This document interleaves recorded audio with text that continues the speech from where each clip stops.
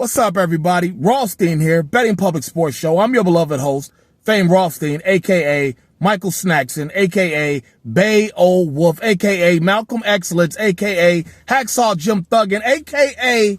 Yves St. Croissant. Today is Thursday, January 9th, 2025. All right, please like and subscribe to the video, leave comments, share the content. All right, got a couple things I want to talk about. First of all, just watch the Black Coaches Bowl for the national semifinals of the college football playoffs.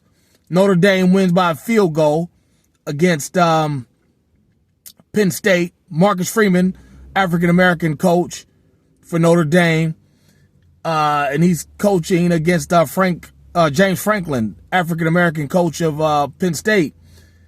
And political correctness won, as Marcus Freeman, who spent some time here at the University of the Republic of the University of the Republic of Cincinnati, defensive coordinator for Luke Fickell, who moved on to Wisconsin, and then Franklin took the job at Notre Dame. He flat out said that, being a black coach is not a big deal to him. Being the first black coach with a chance to win the national title doesn't bother him. He's not concerned with it. It's more about the team. James Franklin of Penn State, he made it known that he was gunning to be the first black coach to do that. And even the announcer, who was it, Sean McDonough, he even said something about it. Like, team first or some shit. Like, he said some fuck shit in the third quarter when he talked about it. First of all, hats off to Marcus Freeman. I didn't want him to win because of that. I didn't want him to win. And I used to love Notre Dame. Tony Rice is still Tony Rice, the last quarterback to win the national title for Notre Dame, 1988. He's still my favorite college quarterback. Not Tommy Frazier, not Cam Newton, not Tim Tebow, not fucking Peyton Manning. You know what I'm saying? None of them. It's still, I loved Tony Rice. I love Notre Dame. Rocket Ishmael is my second favorite receiver after Michael Irvin. Michael Irvin was that dude. Rocket Ishmael was that dude. Okay? Tim Brown, last Heisman winner for Notre Dame. You know what I'm saying? In like 1987 or something like that. I've loved Notre Dame. Chris Zorich, the undersized defensive lineman. I love Notre Dame. Lou Holtz. I had a friend who was a pretty high prospect our senior year in high school. And that time that Notre Dame played Florida State with Derek Brooks and them at Notre Dame in like 1993. Charlie Ward was the quarterback, I believe. He had a chance to go to the game, because he was a recruit. He could have went, he just didn't go. Didn't have no way to get out to South Bend, even though it was probably about a 3-hour drive. So I've always loved Notre Dame, but I wasn't fucking with Marcus Freeman off of that bullshit. Say what you want, call me what you want. That's fine. I was rooting for Penn State because of that. Okay? Sometimes you lose. It happens like that. I really wishing Penn State would have done it because, he was talking the shit that I wanted to hear. It's a big deal that a black coach in over 100 years of college football, that finally a black coach has a chance to win the title. That's a big deal. It's significant. Fuck Marcus Franklin or Marcus Freeman. Now when he plays against Ohio State or Texas, it depends. If he roots for, actually, if it's against Texas, I'm going for Sarkisian in Texas. Because I just don't fuck with Ohio State like that. Even though I'm from the Republic of Cincinnati, you got to know the provincialities around here. We just don't fuck with Columbus like that on the whole. And Columbus don't fuck with us. They always, they act like we ain't a part of the state. Ohio State is all about Columbus and the Northeast, Cleveland area. But I digress. But again, shouts to Marcus Freeman. Congratulations, young brother. I hope you win. Even though if you go against Texas, I'll be rooting for Sarkisian. Yeah, I'll be rooting for Sarkisian. I like Steve Sarkisian. He overcame the alcohol shit. Nick Saban gave him a second shot, and he's supposed to be one of the offensive masterminds of college football. So I'll be rooting for Sarkisian if they get through Ohio State. If they don't get through Ohio State wins, I will not be rooting for Ohio State at all. Not at all. I just don't fuck with y'all like that. Okay? Sorry. I lived up in the area. Lancaster, Ohio, Columbus, Ohio is one of the most obnoxious regions of fans that you'll ever meet. I'm sorry. There was a story a long time ago by Pat Forty of Yahoo Sports. He wrote a story about Cincinnati. I remember it. Dateline, Cincinnati. Opening paragraph, opening sentence. It's hard to describe this place. You gotta be from the soil. You gotta be from it to know about it, to understand why we just don't fuck with Ohio State like that on the whole. A lot of grads from here that went to Ohio State, the Ohio State University. A lot of grads, even players.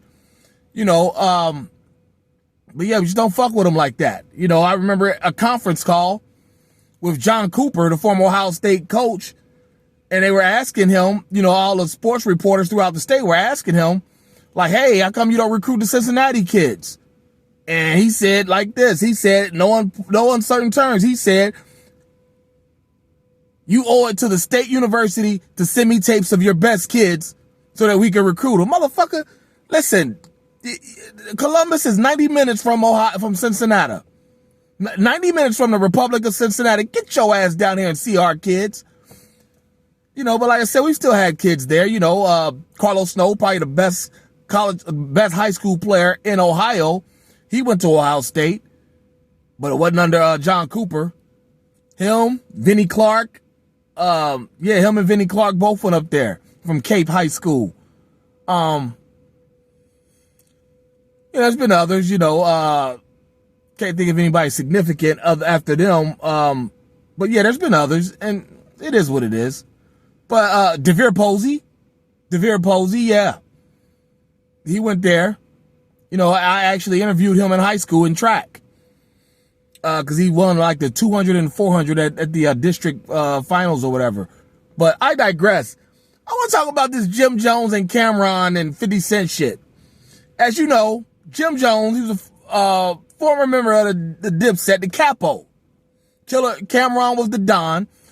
And, back in the early 2000s, 50 Cent and Cameron had a beef. Some shit about a record label that 50 Cent was clowning on the radio. Cameron called into the radio station. And, they start going off on each other, talking shit. 50 Cent, Cameron calling 50 Cent by his legal name, Curtis, and all this shit. And, they threw a couple records at each other. And, 50 Cent ended up changing his album name from whatever it was supposed to be to Curtis and shit like that, using Cameron's voice for the promo. Just a bunch of big shit. Neither one of the records were necessarily significant, like They Ain't Like Us or Ether or Super Ugly or The Bridge Is Over. Neither one of the diss records had any real significant impact. It was just kind of like some two arrogant, cocky motherfuckers talking shit at each other. It wasn't real, no real lyrical content in either diss. But nonetheless, they had a beef. And through that beef, Jim Jones and Joel Santana went on stage with 50 Cent at a concert, and whatnot, during the middle of the beef between 50 and, the Dipset and G Unit. And, that pretty much was the end of Dipset right there. The Locks just, the Locks threw the body bags in the coffin on the verses. But yeah, that was pretty much the end of them right there. It just wasn't the same. They split up. Jim Jones, because he had a nice little jingle out, ballin', did the little jump shot move in the video and everybody. That was, it was a nice little jingle, and 50 Cent, he admitted on Cameron's talk show with Mace that, that they saw Jim, doing the balling and realized like, oh, this dude having a moment. So they took the shot to see if they can, get him over to G Unit and come on stage, kind of throw some more salt in the wounds of the beef. Jim Jones took the bait. One time deal. I think he took like 50 grand to do that. Like, and these motherfuckers were supposed to have been like homies since day one. Like, Jim Jones even said that, they were like, 12, 13 when he met Cameron, and motherfuckers used to hang out over his grandma's house to skip school and shit. Hang out over Jim Jones' grandma's house to skip school. And, all that, when Cameron started doing his own thing again, blah, blah, blah, like I say, he's back with Mace. That was part of it too. Him and Mace had split up. Mace was a bad boy superstar. The pretty boy of bad boy. Big was the street, grimy, ugly nigga. Mace was the pretty boy dude on Bad Boy. And, back when Puffy was running the world. So, even Mace and Cameron was dissing him over the years, dissing Mace over the years and shit. They even threw some disses at each other. Mace was, Cameron was throwing shots, on damn near every album at Mace because Mace wouldn't appear in one of Cameron's videos, Horse and Carriage, which ironically 50 Cent says he's in the pool in that video. So, a little bit of history with that. But recently, I'm talking about the last couple weeks, 50 Cent was on the Cameron the show, and talked about the beef. Like I said, he talked about how, they just took the shot because they realized Jim was having a moment and was feeling himself. And so they did that. And, and 50 Cent was talking about it. Well, Jim Jones was on some recent podcast. I forget the name of the guy. And he was talking all this shit, Cameron used to, or Mace used to shit on Cameron. He saw it all, blah, blah, blah. This, that, and the other. And it was when he got to the part about talking about 50 and Cameron on the interview, he was like, man, them niggas ain't got nothing to talk about but me. Get off my dick. Get off Capo's dick. Shit like that. And it was just like, wow. And so I don't know why he triggered 50 Cent. He's petty. Last couple days, really the last 12, 24 hours, 50 Cent put out 2 posts about Jim Jones, calling him individual one because he's got the transcripts of when Jim Jones is talking to the feds about what's that guy's name? Tekashi 6ix9ine. How they gonna violate him, blah, blah, blah. Jim Jones was wearing a wire. And 50 Cent's got the transcript and posted it. Even posted the audio. Jim Jones is listed as individual one on that. And, 50 Cent like, yeah, we know you out here working, working for the feds is what he mean. Blah, blah, blah. And he's like, boy, you better leave me alone. He even said, yeah, you lucky Cameron on vacation. When he come back Monday, you getting it. So it's like, and Cameron even threw a few shots like, you done fucked up, right? You know that, right? You done fucked up. So, that scene from Menace to Society, all you older kids, all you older guys, you'll remember that movie, that scene. So yeah, it's a big to-do, big mess. And at this point, here's where I'm at with it. Jim Jones, you caused this because you were chasing a bag. You wanted to, being the man next to the man wasn't good enough for you. You wanted to be the man. And, now you're 50 years old or almost 50. You're closer to 50 than you are 40. And you're still doing teenage shit, wearing, damn near tight clothes, talking about gangster shit. You're in the, your lobby boys, all that kind of shit. Just like, dude, just cut it out. Just cut it out. All you gotta do is just admit, I fucked up. The damage is probably irreparable, and that's that. I made a mistake. That's all you gotta say and just move on. But no, and I also heard that there was like some shit between 50 and Jim about, a freestyle 50 Cent or a freestyle Jim did over a 50 Cent beat. Not real clear on that. I just kind of heard about it. So they had friction after 50 Cent and Jim had friction after the the Jim coming on stage with them. So, you know, let me tell you something. Cameron's got a song called That's Me on his second album. You know, the one with the guns, That's Me. The one with the Yay for 23, That's Me. You know, one of Cam's better underground songs. And in it, there's a lyric, he says, I'm gonna get shit right if I spend my cake. Jimmy, I'm gonna get you up out of 5H. You know, I guess Jimmy lived in some apartment building and lived in 5H of that building. You know, Cam basically telling him, I'm gonna make you rich, get you out of the projects. That very song, that very lyric made us like Jim Jones. It's almost as affirming of your homie as KRS-One, BDP, My Philosophy song, where he says, my brother's name is Kenny. That's Kenny Parker. That song back in 1988, that lyric made us love Kenny Parker. You know what I'm saying? And then, you know, in what was that, 98 maybe? 10 years later, 98, 99, Cameron says, Jimmy, I'm gonna get you up out of 5'8". That 5H, that makes us, you know, that made us like Jim Jones. But ever since Jimmy got out of 5H, he became a complete asshole. Very unlikable, insufferable guy. You know what I'm saying? It's okay to play your position, man. But you want to go out there and do extra shit, and now you got beef with every rapper. You're not lyrically strong like that, for one, on the rap tip. Now, on the streets, I don't know what you got in the streets, but again, you're 50. The fuck you doing fucking around in the streets like that? You know what I'm saying? You know, you lead, you know, as Hassan Campbell likes to say, Jimmy out here leading kids to slaughter, jail, and death because of what he's rapping about. Like, Jim, it's time. Fess up and go away. Or, you know, fess up, make amends. You know, shit'll never be the same anyway with either guy, 50 or Cameron. So, you know, it's best to just leave their names out of your mouth and just do what you can. You know what I'm saying? You fucked up. Tried to burn the candle at both ends, and, you know, and now the flame is gone on both ends.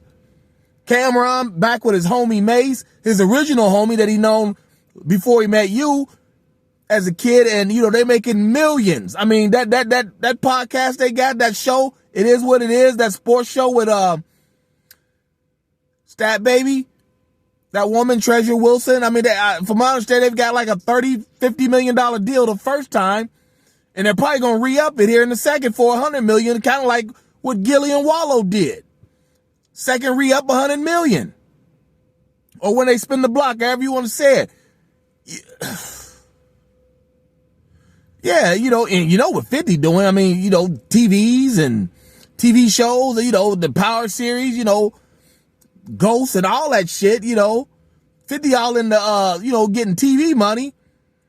You know, guys, you know, these guys who were good rappers and made good money in rap, they moved on. Jim, you're still rapping. Like, let it go, bro. You know, you're not in their weight class. These guys are heavyweights. You still on some Sugar Ray on the middleweight tip. Sugar Shane, I should say. You ain't even quite Sugar Ray.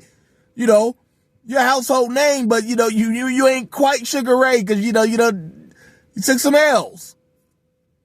You know what I'm saying? Shout out to Sugar Shane Mosley, one of my best boxers ever. One of my favorite ever. You know, boxing fans, you get the reference between Sugar Shane and Sugar Ray. But yeah, man.